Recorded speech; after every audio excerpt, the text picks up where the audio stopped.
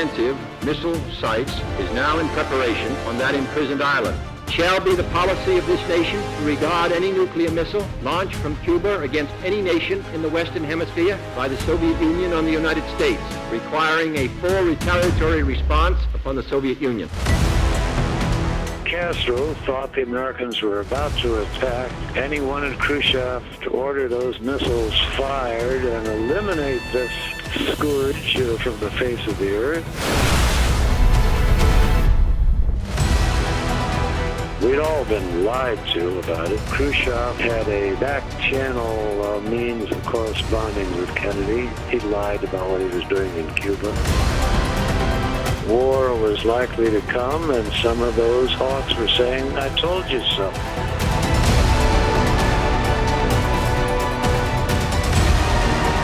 That all of us sitting around that table could be sitting there in our last day on Earth. The United States, as the world knows, will never start a war.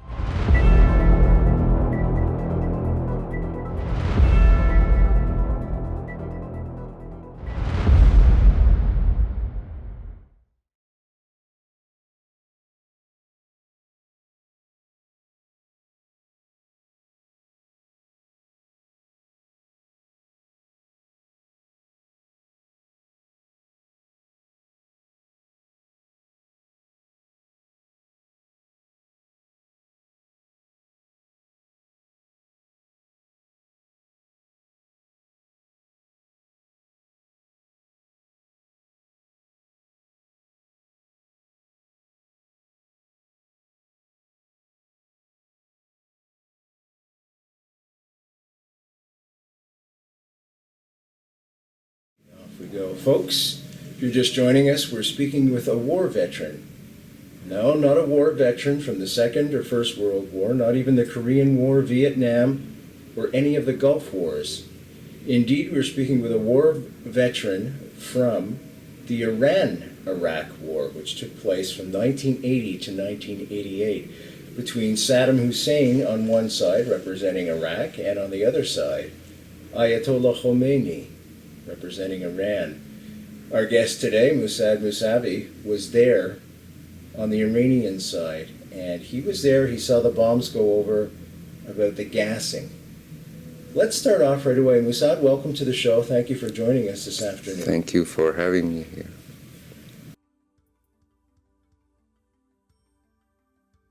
Once I was asked to take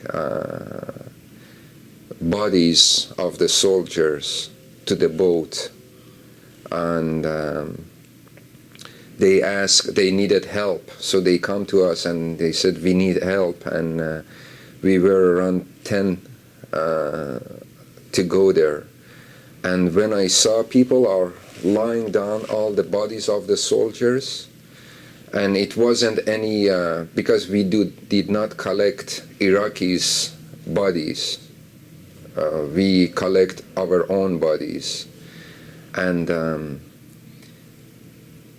when I go there, I saw a soldier dead. His body was okay.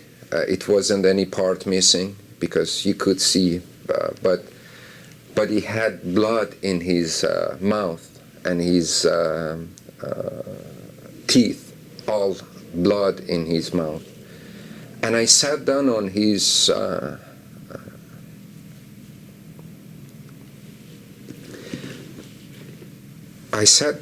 body and I started talking to him. When he was dead, I talked to him.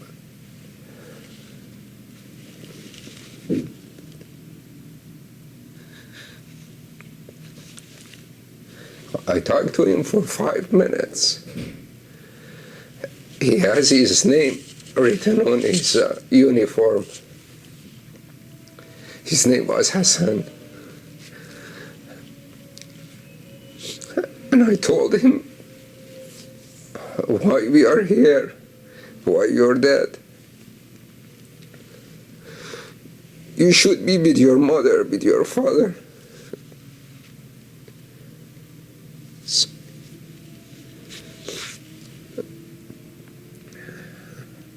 I talked to him for 10 minutes, 5 to 10 minutes, he was alive. And I told him why we're here, why we're doing here. You're dead. And I was feeling exactly what his parents could feel if they see his body. I was the only parents he had in that time. His body was along all the bodies there, ready to be moved by boat back to our land. And I talked to him and I told him why you're here, why I'm here. I repeat that many times. I talk to him and I repeat that word many times, why we're here, why you're here, why you're dead. And I refused to take their bodies. I said, I refused. Even the person who's higher in rank asked me to do that. I said, no, I'm not doing this. I'm not touching any of these bodies. And I go back to where I was. And let me tell you something. At night, when I was in a foxhole, and it was bodies of Iraqi soldiers, been there for a few days, and it was like watermelon. They were swollen and they were dark. It was their skin by the sun during the day and the cold during the night.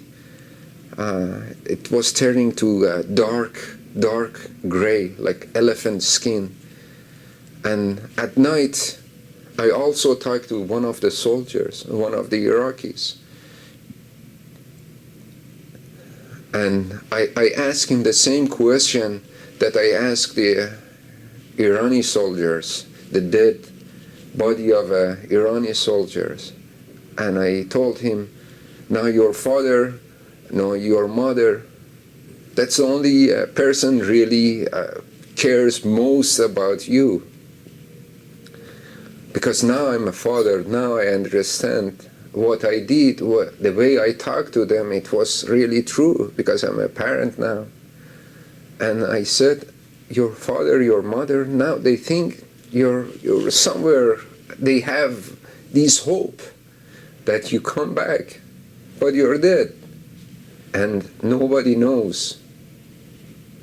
You have to be a parent to feel exactly.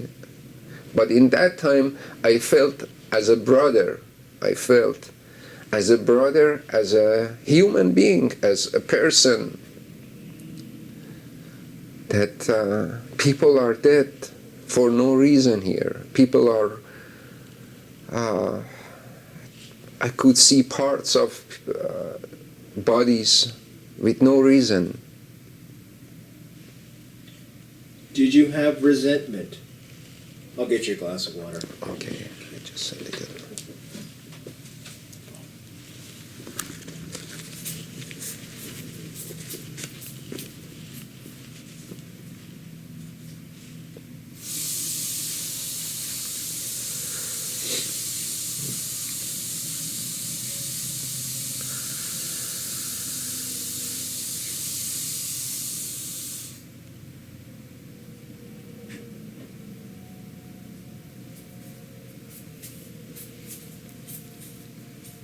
Thank you.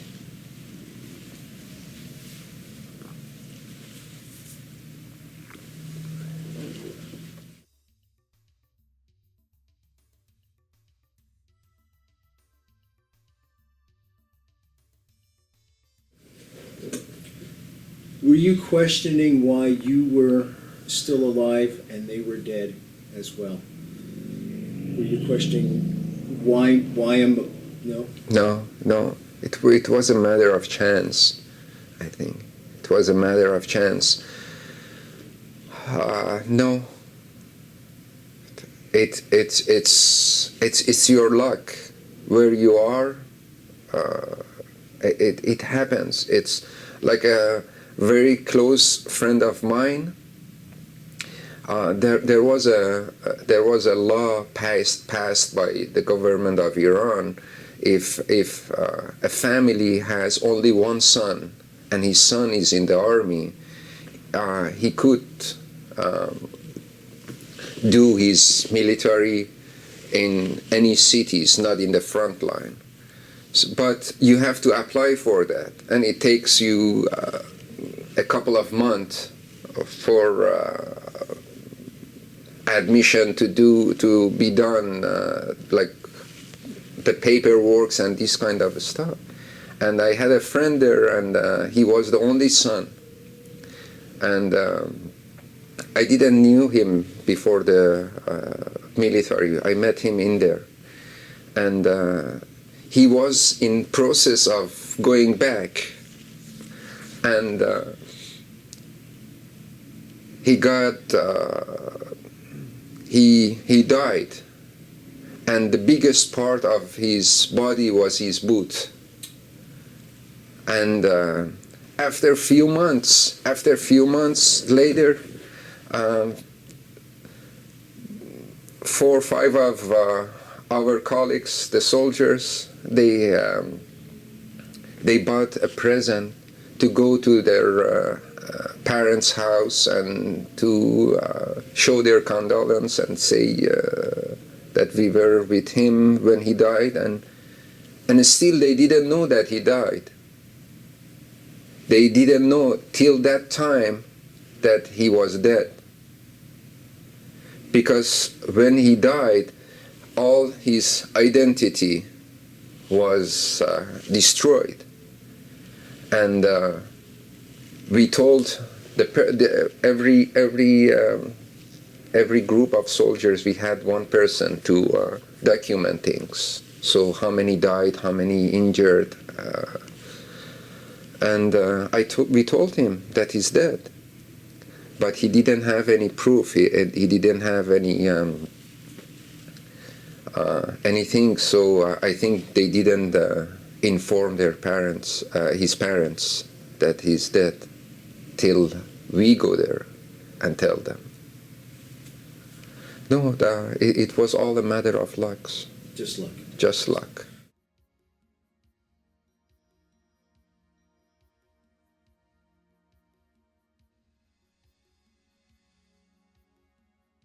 I guess what I want to do is try and take people into that city during those times. What were your feelings? It must have been horrifying. In one sense, yes, but in other, I was 15 and I was like any other teenagers, anxious and looking for adventure. And when the war happened, I wanted to go and fight because like they attacked the city, and as a person who loved his country, I tried to join the militia, because people in that time, there was no army in Abadan, and people with bare hands, some with knives, with anything that they find, they go to defend themselves. I don't know how to explain it, but everyone want have to a part of that action. Everyone want to show their gratitude to the country, the patriotism. And I tried to go, and my father was the one who didn't let me to go, but. My oldest brother, he go to Khorramshahr. It's the other city close to Abadan. It's only 20 kilometers, and he go there because they had a land border there, so they could fight. And he worked in a hospital in that time, but he go to Khorramshahr, and at night, because they advance at night, and he fight and come back to the work in Abadan. So in that time I felt I wanted to have action, I want to fight, I want to defend the country. But Few days later, while we have lunch in the backyard, and it was like, because there was no power, they bombed the power in Abadan. We didn't have power, so people, they join each other, like families goes to others, and I was in my father's house, and my cousins and my brother-in-law was there, and suddenly they bombed, let's say 4 or 5 planes. They came and they bombed close to my house, maybe 100 meters. It was not that far. And then I was looking for my younger brother. He was so scared, he was hiding behind my father's car. And underneath my father's car, and I was looking for him for 5-10 minutes, and then we find him. Then I go there with my brother-in-law, and I saw people, the part of bodies, and then I realized what war is, because since then, like most of the people in the world, I just see it on the TV or movies and these.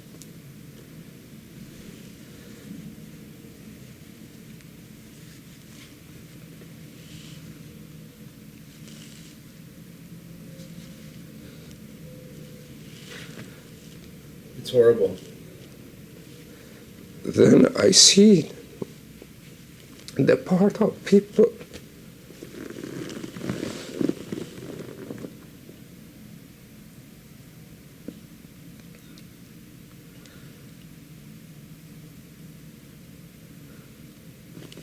Sorry.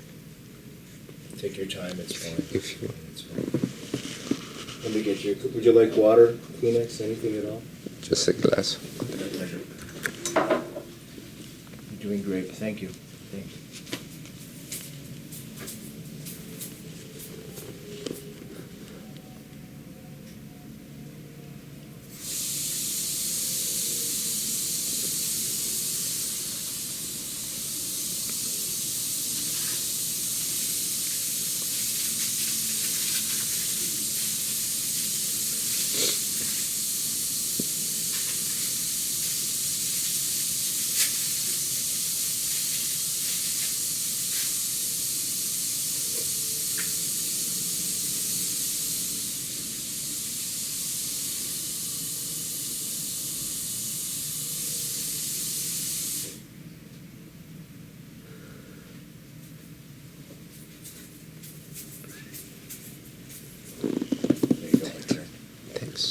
Two. And I think what I'm going to do is I'm going to move you again over just a little bit. Sure. I apologize for all this moving. Okay, here we go.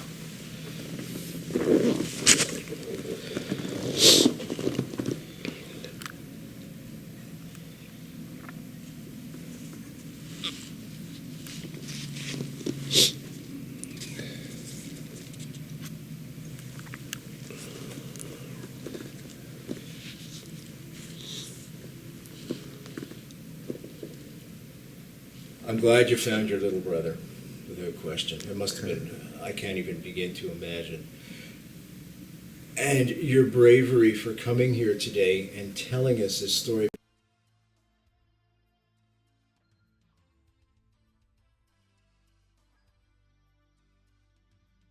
The Iranian Air Force was primarily an American Air Force because they had got the planes from the U.S. But when Ayatollah Khomeini came in, of course, he had taken those hostages, and the U.S. cut off all supplies and an embargo, and of course they couldn't get parts for the planes. So therefore, basically the Air Force was pretty decimated at that point. They just couldn't get parts. Very few planes were. Exactly, they couldn't get any. But in that time when the war happened, the helicopters that Iran had, it was the largest amount of helicopters after United States and Russia. They have the largest amount of the helicopters. Iran bought during the Shah times.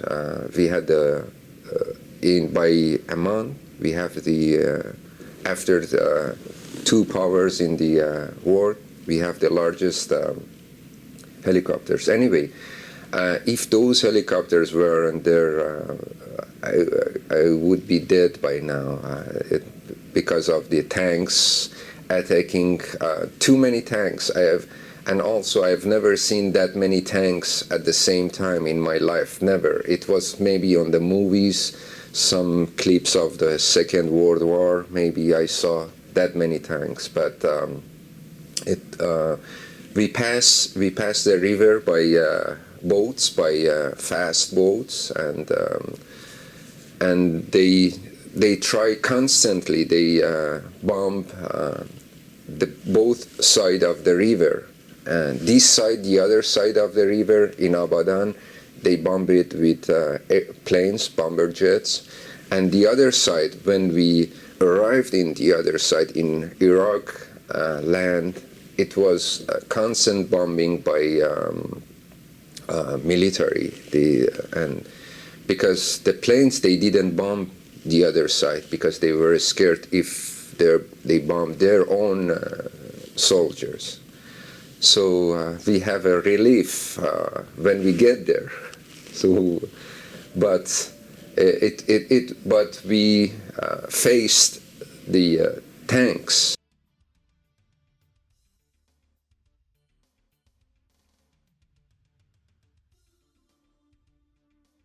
What was your initial response when you heard the tanks coming? Could you feel them before you saw them?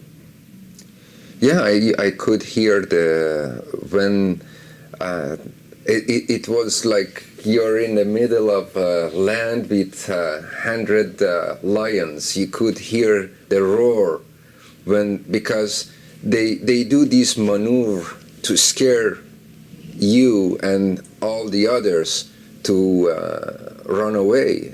I think that's because war, it's a mixture of physical and psychological method. It's not only because they press, I don't know if there is a gas in the tank because I've never been in a tank. They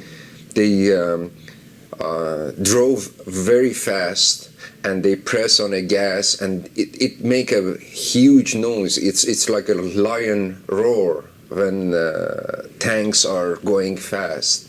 So I could hear them. I could hear them all, and few of our guys, very brave ones, they were in the middle of us, in between us and the tanks. They were hiding in the holes. If the tanks come, they had RPG-7, so they could shoot them before they get to us. Too many tanks, and I just take a peek to see how many tanks are. I couldn't count them. I couldn't count them. And it was in 5 days. I was there for 5 days. Then a tank. I was in a hole. We just dig a hole to be alive. We call it foxhole in army. So we just dig a small hole and hide, so we could save our lives for a few more hours. And it was around 12 o'clock, and I was behind a hill, a small hill, and with one of my friend, Hassan, and we were in a hole, and my knees touching his shoulder and his knees on my shoulder. I want to just tell you how small was that hole, and our guns in our hand, and a guy go on top of the hill, and I ask him to come down because if they see you, you're here, they're gonna bomb this hill badly. And I ask him in a very loud tone, So it was like demanding him, get down, don't do that. And he got upset, and he calmed down, and in a few seconds, in the same spot that he was there, it was hit by a tank. And I was buried underneath of the soul. Like, I didn't see the light for, let's say, 5-10 seconds with a friend of mine. And they come and dig us up, and it was very scary, very scary.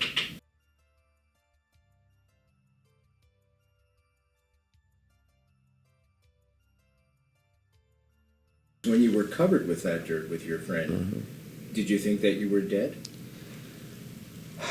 It was a very sudden things that happened. That, let's say, I couldn't think. It was my mind was blank, and when they dig us up, I couldn't hear them because of the impact. I couldn't hear for an hour. My ear was like the air pressure and the impact that I was hearing a wing sound in my ears, and like my friend, they come to rescue me, and when they talk to me, what happened? I could see their lips movement, and I couldn't hear them for an hour, and I had pain in my bellies also.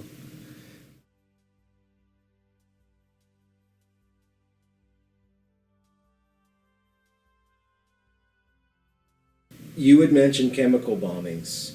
You had mentioned also that you were dressed in specific clothes to help you survive those bombings. Can we talk about that?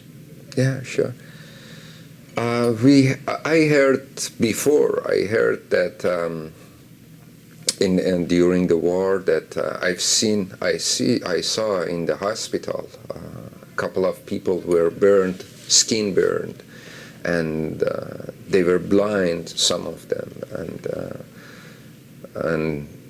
but in the other parts, I've never been on those parts that they bombard, but I've seen the people who were there.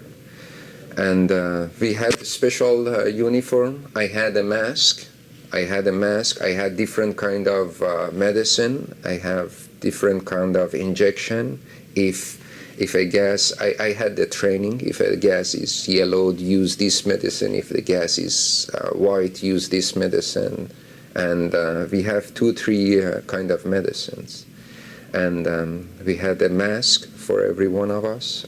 I had a uniform because it was different kind of chemical that Saddam used during the war. And I was in Iraq, in Fav, and suddenly I saw around, let's say, 10 to 12 planes flying down, and 8 to 10 flying very up. And the one who were flying lower, they go to, so I could see them, they go to where we departed, and they bombard Abadan, but not very far. I would say a couple of kilometers. Well, that's very close. Yeah, it was. Wow. I was on the other side of the river. They bombard on the other side of the river, which Abadan was, and they bombard all the date trees. We were hiding in the date trees in both sides. Close to the river, on both sides we have farms of dates, and they bombard those farms which all the armies hiding in those trees. And they bombed. I could see even the bombs. I could see the bombs falling down. And when usually a plane dropped the bombs, you could see explosion, black smoke, even the fire you could see. But I couldn't see anything. They bombed and nothing happened. And I told a friend of mine, because we heard many things happen, it was maybe God's will or that, and in that time I didn't believe in God that much, and I told my friend, if all those bombs did not work, I believe in God now, and I go and I declare I'm a religious person from now on. And in 2 minutes, I saw smoke, white smoke coming off those trees. Like it was like a fog, a very thick fog covering the trees, and you couldn't see the trees anymore. But lucky us, it was windy, and the wind wasn't going in our way. The wind was going to the Gulf at that time, and so the smoke did not come toward us. And after an hour, I heard the people who came from the other side, I heard it was chemicals. So the people who were there, the soldiers were there, they were bombed, and it was chemical. I didn't know exactly what kind was it, but I heard and I see, because the chemicals bomb does not have the same impact of the like the regular bomb to destroy.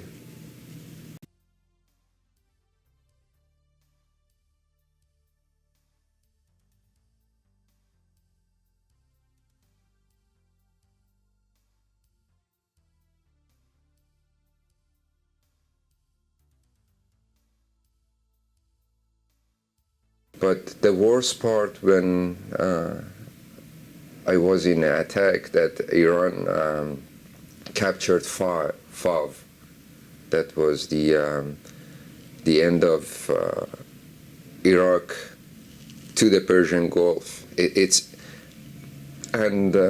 When I wanted to go there, I have to pass through Abadan.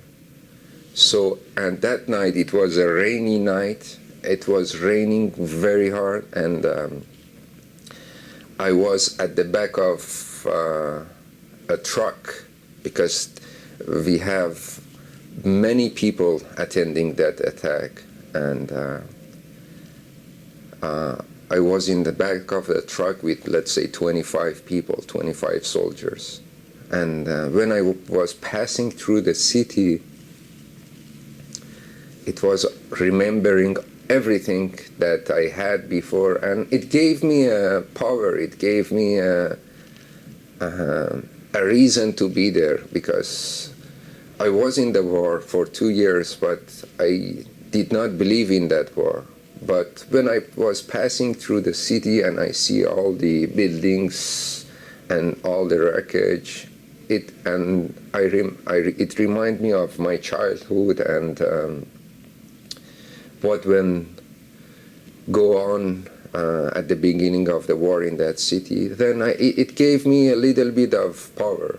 And the day after, we crossed the river at early morning, let's say 4 o'clock. Few Basiji and soldiers, they crossed the river and they clear up the route so we could pass the river by 10 o'clock in the morning. But it was also a wave of soldiers already there. But by 10 o'clock, we go to give them a boost to go ahead. And that was one of the extraordinary view that I have in my life. I've never seen that many fighting jets at the same time. Like, I seen maybe 40 fighting jets, around 40 fighting jets, Iraqi. There was no Iranian jets, no, because in that period of the time, the Iranian Air Force was not a match to the Iraqi Air Force. They had planes from France and Russia, Mirage. And, yeah.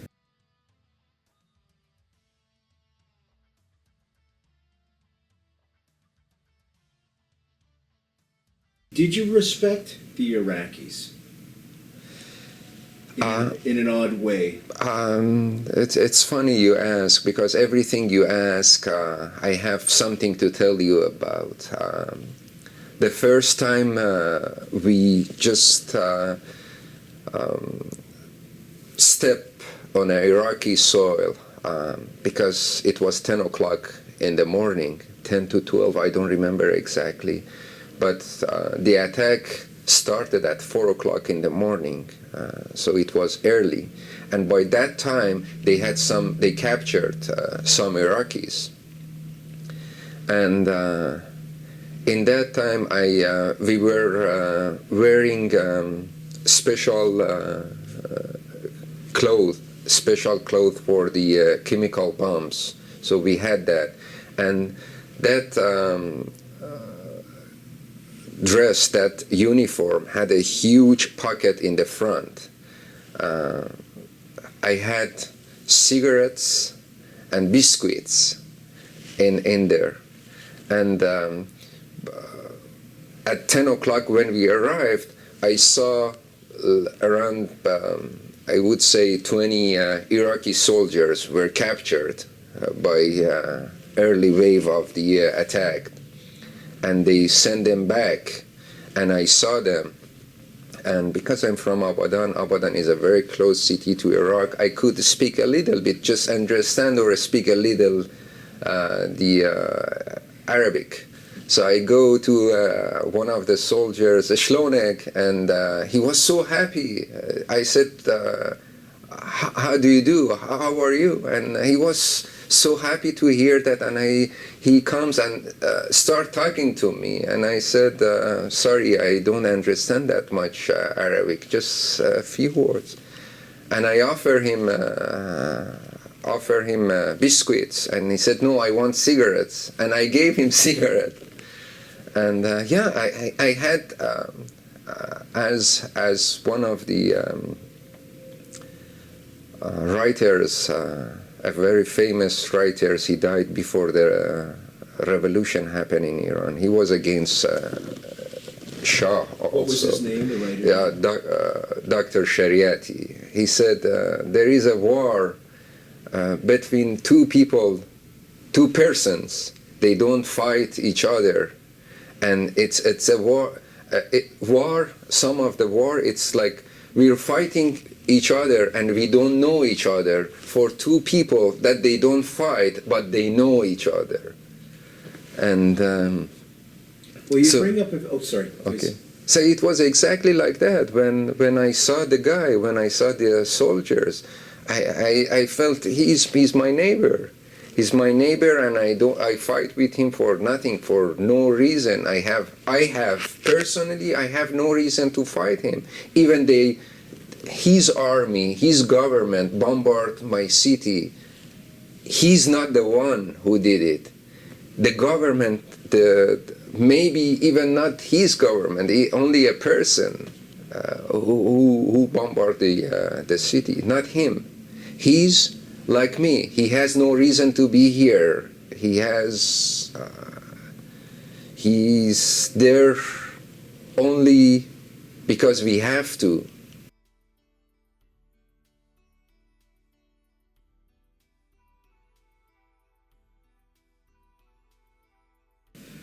Canada. What brought you to Canada? Was that part of the plan at the end of the war, or was that later on? The war ended, by the way, folks, 1988. Yeah, when I finished military service, I was looking for a job, and I didn't have a job. finally I found a job in a company, and I started working. I got many experience in that company, by the way, but still, it was no future for many of young people in Iran, and the economy was destroyed by the war, and we didn't have a vision of what. There was nothing in the horizon we could look for, and I had 2 brothers in the States and 1 brother in Canada. So I applied too many times to go to a state, but I couldn't, because in that time I went to American embassy, and the ambassador, or the person who interviewed me, said, we don't have any good relation with your country. Why should I let you to go there? Because I had the I-20, it's the exception of university to go to study there. They didn't let me. So finally, after many things, I was able to come to Canada. Yay. What year did you arrive in Canada? 1991. 91. Yeah. Did you marry in Canada, or did you marry in Iran? No, I came to Canada. I was single when I came to Canada, and after 8 years, I go back to Iran, and I saw my parents, and it was at the end of, I stayed there for two months, and at the end I met a girl, and I come back to Canada, and we had phone calls and letters and chats and all those things, and then I go back to Iran and I get married. Get married. Yeah. And now you have 2 sons, is that right? No, I have only 1 daughter. 1 daughter, Yeah. okay. Well, congratulations, that's Thank you. wonderful.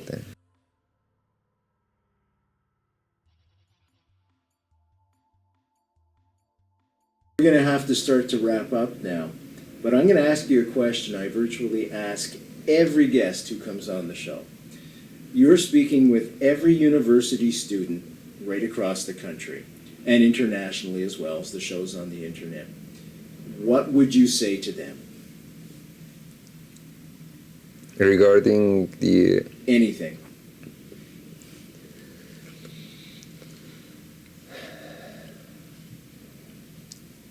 To not judge quickly. So the only thing I want to tell you is don't judge people, don't judge the things that happen in the world. And no, you have to judge. You have to judge. If you don't judge, you never decide. But have a think, then judge. Think, then decide. Emotion is a part of decision. Thinking and judgment, it's the other part of the decision. So have both parts. I think it's a perfect way to end it. I want to thank you so much. Thank you very much for having me. Thank you. Thank you. Friend.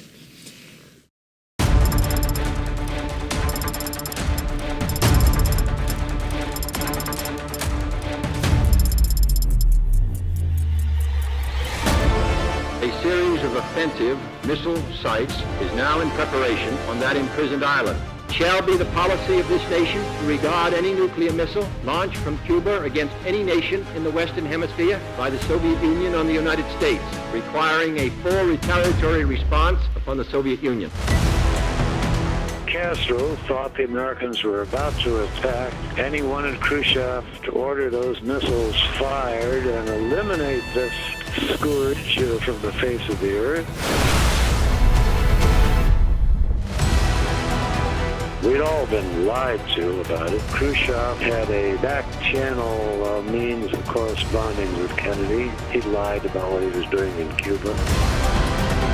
War was likely to come, and some of those hawks were saying, "I told you so."